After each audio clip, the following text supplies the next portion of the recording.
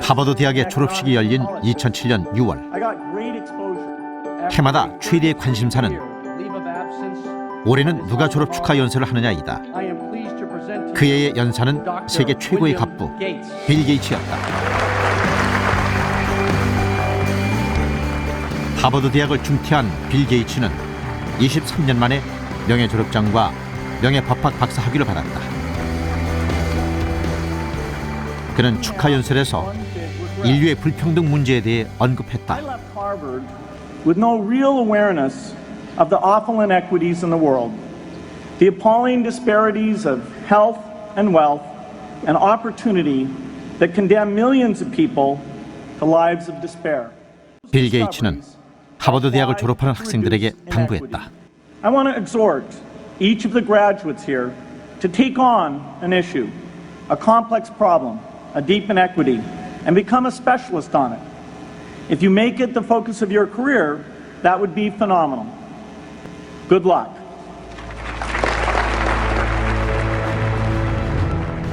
자본주의의 최대 수혜자라 불리는 빌 게이츠. 세계에서 가장 많은 돈을 가진 그가 세상의 불평등을 향해 눈을 돌렸다. 그리고 부의 공정한 분배를 위해 세상을 변화시키고 있다.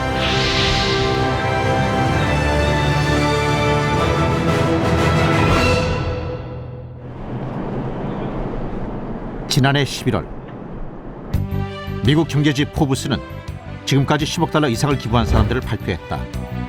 모두 23명.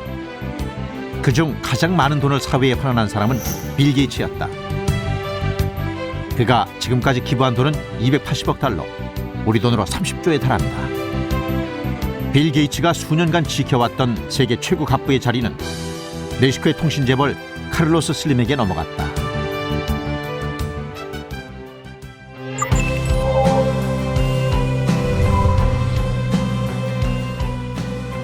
마이크로소프트의 성공으로 나는 거대한 부를 선물로 얻었습니다. 거대한 부에는 막중한 책임이 따른다고 믿습니다.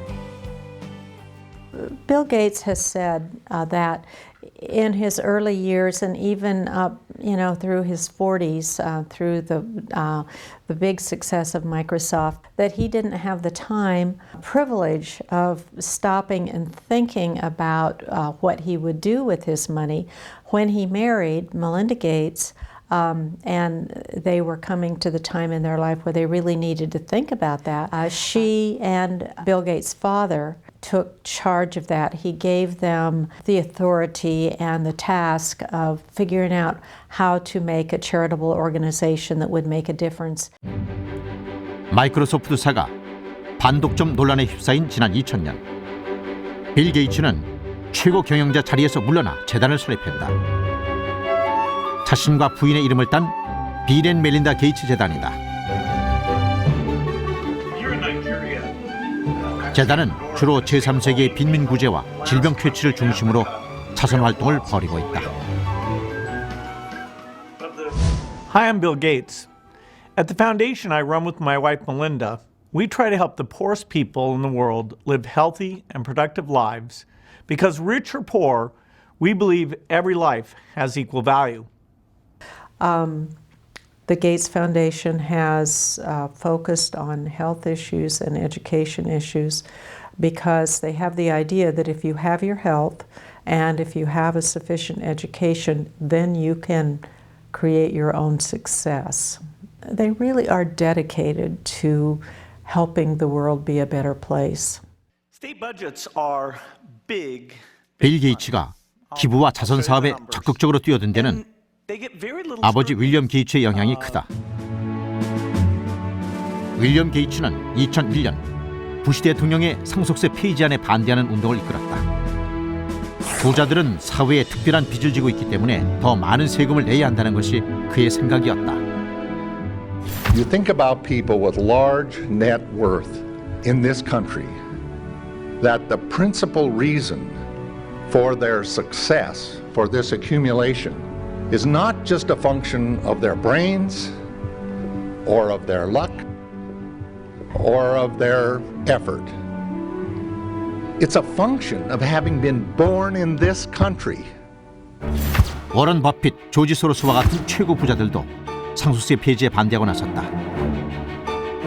이들은 뉴욕 타임스에 광고를 내기도 했다.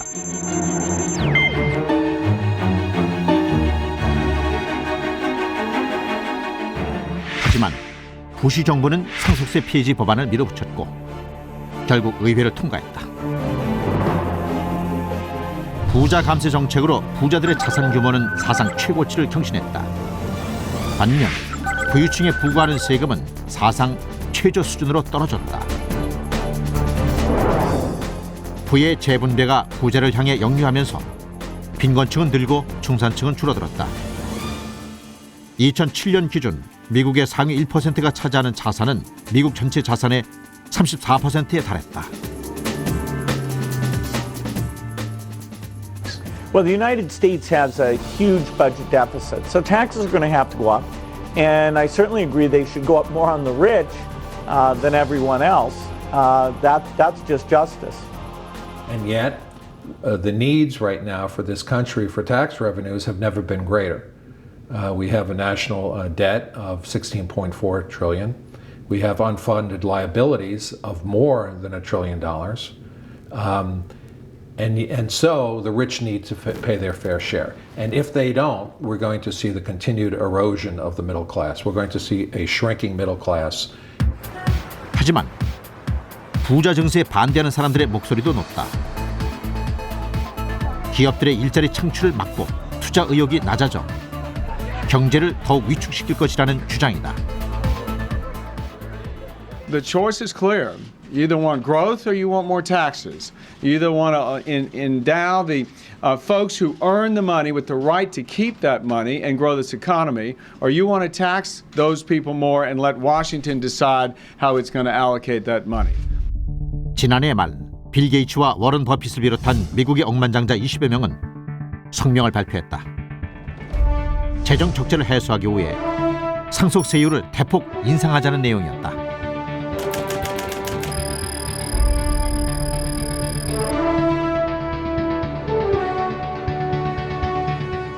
부자 증세에 대한 이들의 적극적인 지지는 오바마 정부의 증세 추진에 힘을 실어주었다. 결국 1월 초 미국 의회는 20여 년 만에 부자 증세에 합의했다.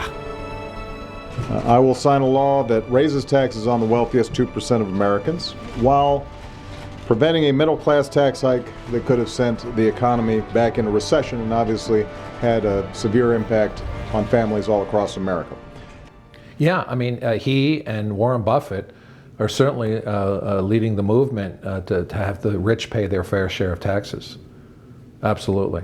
So yes, Bill Gates, I think, is influencing the discussion, and a number of the billionaires that we have here in Northern California in the Bay Area, I think, are influencing the discussion as well, including a lot of the new millionaires at Facebook. Who became instant millionaires when the company went public, who said, we're willing to pay our fair share. And Proposition 30 passed, and with it came much needed tax relief here in California. 2009년 5월 빌 게이츠는 워런 버핏과 함께 미국 억만장자들의 비공식 만찬 모임에 참석했다. 두 사람은 그곳에서 더 기빙 플레지라는 캠페인을 제안했다. 미국의 억만장자들을 대상으로 재산의 절반 이상을 사회에 기부하겠다는 서약을 받는 운동이다.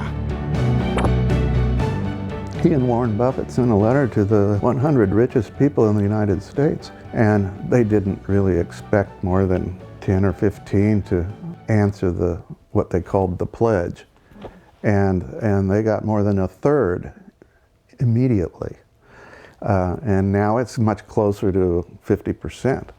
Of the richest people in the United States have pledged to give 90% of their wealth away. And that's what they were asking. And it's really quite remarkable when you think about it.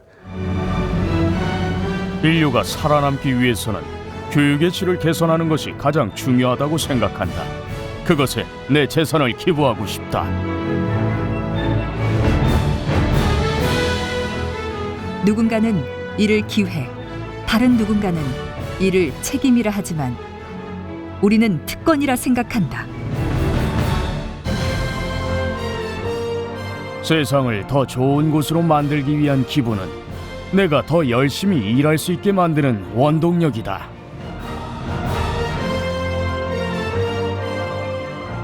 현재까지 재산 기부에 서약한 억만장자는 90여 명에 이른다. 처음 기획한 대로 미국의 억만장자 400여 명이 참여한다면 6천억 달러에 달하는 기금이 조성될 수 있다. Philanthropy is one of the answers. Government programs along with philanthropy are really the way that you can have the best of both worlds. 그동안 미국의 부자들은 요트와 제트기, 해변의 맨션 등을 부의 상징으로 여겨왔다. 이제 더 기빙 플래지에 명단을 올리는 것이 미국 억만장자들의 궁극적 상징이 될 것이다. 빌 게이츠는 이미 재산의 3분의 1에 해당하는 280억 달러를 재단에 기부했다. 그리고 나머지 재산 역시 세 자녀에게는 각각 1,000만 달러만 남기고 재단을 통해 기부할 것을 밝혀왔다. 그는 자신의 부를 특권이 아니라 사회적 책임이라 여긴다. $1 can help 100 people more in that poor country than it can help someone in the rich country. And so there is a trade-off, but I don't think that trade-off should mean dropping below the 1% of the budget that it is today, those dollars that have so much impact. I mean, after all, although we have stronger affinity to our citizens, and if money was equally effective, we choose our own citizens first. When it's 100 times more effective in impacting lives, then we think we're all human beings.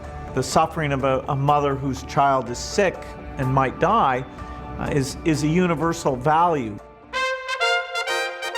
2008년 1월 스위스 다보스에서 세계 경제 포럼이 열렸다. 해마다 세계 각국의 지도자들이 모여서 각종 현안들을 논의하는 자리다. Who will foremost come to the mind of those historians is certainly Bill Gates. 빌 게이츠는 이 자리에서 자본주의가 나아갈 방향에 대해 제시했다.